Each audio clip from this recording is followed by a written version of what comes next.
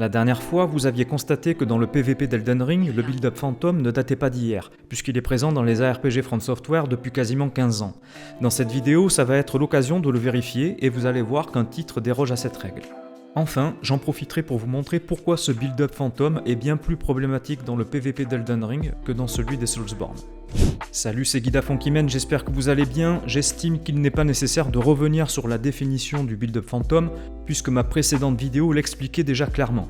Si vous souhaitez en savoir plus à ce sujet, je vous invite à retrouver le lien de cette vidéo dans la description, ainsi qu'en fiche. J'ai effectué différents tests très simples concernant ce fameux build-up fantôme dans les différents ARPG From Software, et vous allez vous rendre compte que je ne raconte pas de salade. Tout d'abord, nous allons voir Dark Souls 3 dont j'ai complètement oublié de mettre le visuel dans ma précédente vidéo et je vous prie de m'en excuser. Mon adversaire me frappe avec un coup générant des saignements, j'effectue une roulade qui me permet d'éviter de prendre des dégâts et pourtant ma barre de build-up de saignement se remplit. Même chose avec Bloodborne maintenant. Mon adversaire m'attaque avec une arme comportant une gemme de poison rapide, je dash, j'évite le coup, je ne prends pas de dégâts mais la barre de build-up se remplit. L'exemple de Dark Souls maintenant, mon adversaire me frappe avec un katana, je roule sur le côté, je ne prends pas de dégâts, pourtant ma barre de saignement augmente.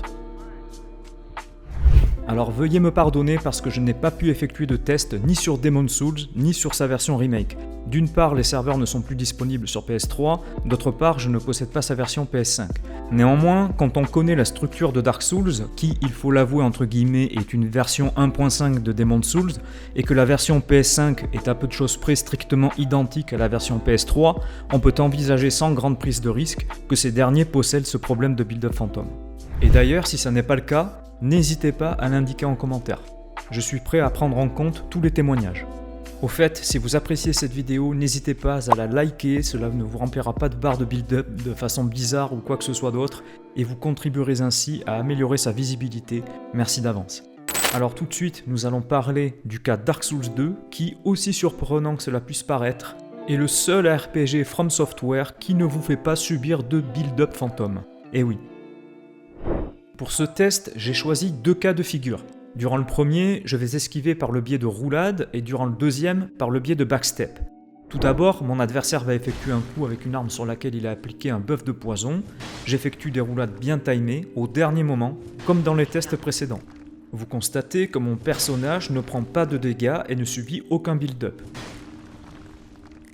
Le deuxième test, quant à lui, va servir à corroborer le premier, au cas où certains auraient des doutes et penseraient que j'effectue mes roulades trop tôt. Dans Dark Souls 2, pour ceux qui ne le savent pas, le backstep contient des frames d'invulnérabilité, en sachant que mon personnage possède 21 en adaptabilité. Il va effectuer 2 backsteps timés correctement dans la direction de mon adversaire, qui utilisera à nouveau une arme buffée avec du poison. Vous remarquerez à nouveau que mon personnage évite les coups sans prendre de dégâts et sans subir le moindre build-up. Pourquoi Dark Souls 2 comporte-t-il une telle différence ? Voici mon avis. Ce titre a bousculé pas mal de choses qui étaient bien ancrées dans les deux qui l'ont précédé, que ce soit en termes de mécanique PvE et PvP. Certaines n'ont pas plu au plus grand nombre, si bien que From Software a fait machine arrière en se basant à nouveau sur leurs anciens acquis, plutôt que de peaufiner ce qu'il y avait d'intéressant dans ce dernier, et même s'il n'était pas parfait, il y avait des choses à garder dans Dark Souls 2, a fortiori en PvP. Maintenant, j'aimerais essayer de répondre à cette question. En quoi le build-up fantôme est-il gênant dans Elden Ring ? Vous l'avez sans doute déjà remarqué dans les tests que j'ai effectués tout à l'heure, les barres de build-up des Soulsborne se remplissent lentement. Malheureusement, dans le PvP d'Elden Ring, c'est tout le contraire.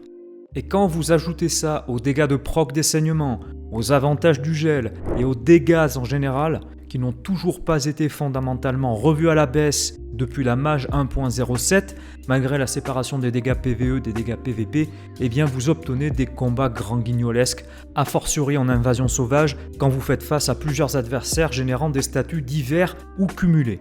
Entre le fait de se retrouver en permanence seul face à des groupes de joueurs comportant 2 adversaires minimum, composés de mages et autres builds ayant la possibilité de spammer rapidement des projectiles puissants à intervalles très rapprochés, coûtant peu de mana et pouvant toucher leur cible de très loin, on a vite affaire à des situations totalement déséquilibrées.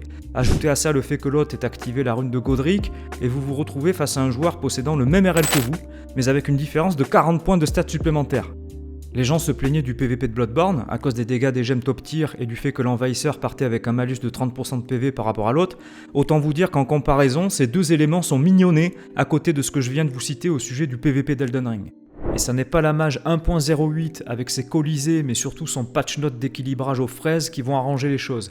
Bref, Hidetaka Miyazaki et son équipe ont vraiment intérêt à se bouger le derche activement dans les semaines à venir parce qu'à l'heure actuelle, dire que leur PVP est compétitif est un peu présomptueux de leur part si je puis me permettre.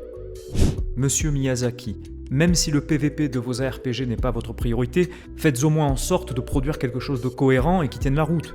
Vous possédez tout ce dont vous avez besoin en termes d'inspiration pour le faire, que ce soit au niveau de vos coups d'éclat passés, dont vous ne vous servez même pas, ou des erreurs que vous répétez inlassablement d'opus en opus, au lieu d'en tirer des leçons afin d'arrêter de les commettre à nouveau.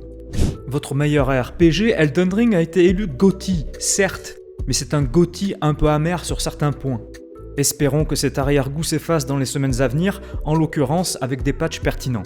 A l'instar des autres RPG From Software, le PVP d'Elden Ring ne constitue pas la feature principale du jeu. Toutefois, comme pour les autres, elle concourt tout aussi bien que son PvE à maintenir celui-ci en vie sur la durée.